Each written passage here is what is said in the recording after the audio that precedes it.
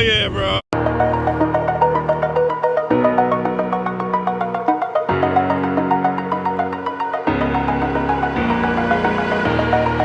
Start off with the event, right? I personally went up to the representatives at Ford. I seen I was confused on why we would be in Las Vegas to drag race this car, because obviously those are not optimal conditions for drag racing. And on top of that, they had the cars on the whole time, you know, not letting the superchargers cool. They were on idle, waiting for the next driver to come in. And on top of that as well, if you did notice, the media guys who don't know how to drag race were really burning the hell out of the tires.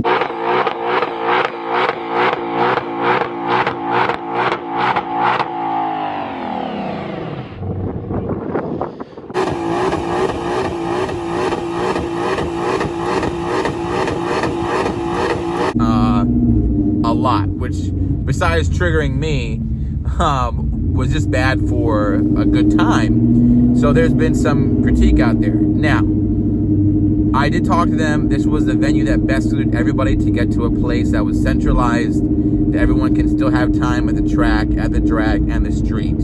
So that was just their story. They were sticking to it. So basically, we're going to try to get a car to us, hopefully our own first, but if we can try to get a press, we will. We'll try to get a car to us to just take it to ATCO, take it to that good air, because so far my buddy Evan Smith ran a 10.61 when they were testing the car in Bradenton, Florida. I think it was in around April. Correct me if I'm wrong. I believe it was.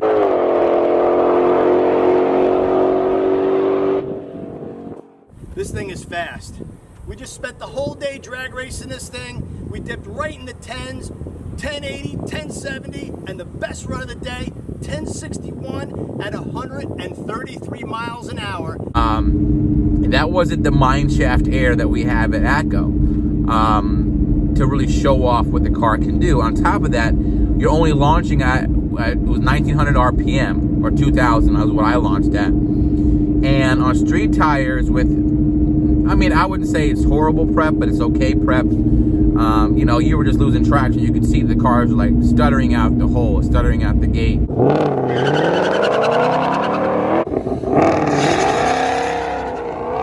lot of wheel spin. The 60 foot's killing the car right now. Because the guys were doing, the other media guys who aren't drag racers, admittedly, were doing way too much burnout, and then it would just wheel slip all over the place. But they were still in that heat with that much hot lapping.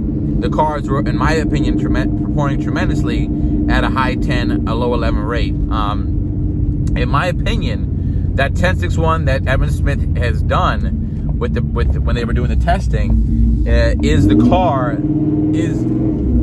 more adequate time. I truly believe we can get a 1040, maybe a 1030 at ATCO as she stands stock, not even changing the tires. I mean, I'm saying as she stands stock in good air and a good track at sea level, that car can easily do a 1030, 1040, which is why I would love to get one here at ATCO. Now, what I'm also, where things get really interesting and juicy, is that the car doesn't even have drag radials yet.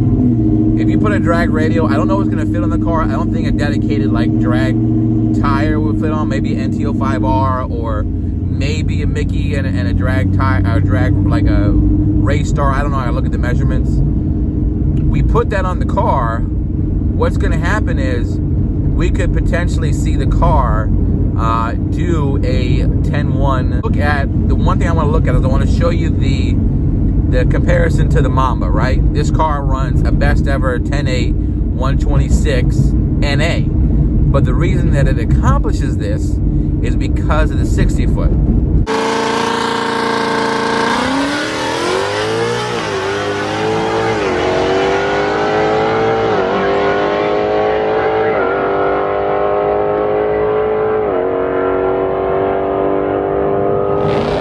The 60 foot was, for lack of a better term, poor, but it's pretty good for street tires on the 500. A 1.8 60 foot is not robust.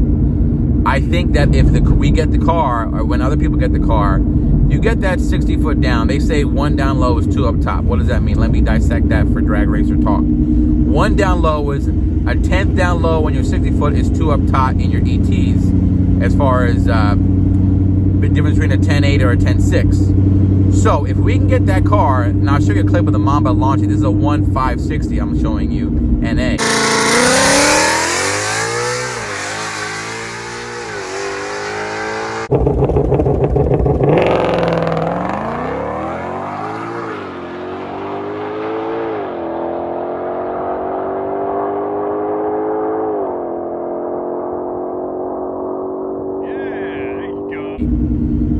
If we can get the car to launch at a 1.560, which I think we can, from a 1.8, remember what I said, 1 down low is 2 up top. So from a 1.860 to a 1.560, that's 3/10, right? 1 down low, 2 up top. So if I go from a 1.860 to a 1.5, sorry, I hit something. 1.860 to a 1.5, what's going to happen is you're going to shave off at least 5/10 off your ET in the quarter mile if we can get that car to launch correctly with a drag tire. Now, this gets into the Venom Kills Demons kind of conversation, because yes, Leah printed a 965, but that was fully optimized, because remember, the Dodge Demon still needs drag pack, weight reduction, a race tune, and race fuel to do it. This is on 93 octane, all right? This is where people have to realize the difference. Is I'm going to be taking a Gt500 on 93 octane, right? With a drag tire, and I could potentially run low 10s. It remains to be seen. We have to see what the car can do. But to break this formula down, it's very simple. The 60 foot is where the key is. If I can get that 1.860 to a 1.560, which means you can do launch control on that car up to 3,200 RPM. If we're leaving at 1,900 RPM, we go up to 32, maybe 35, somehow sneak it in there.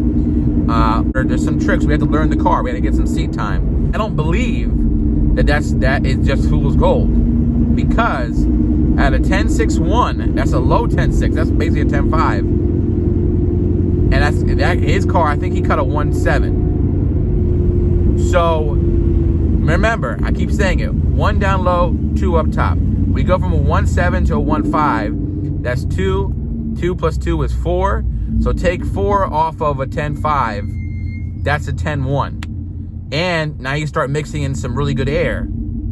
So bear with me, because I think it's going to happen. And I'm saying this with stock power. We don't have a crate. There's not going to be a drag pack. There's not going to be some taking out of a PCM, put another PCM in, and all that. Or we're just simply going to do this. We're going to launch it harder and put a tire on it. That's it.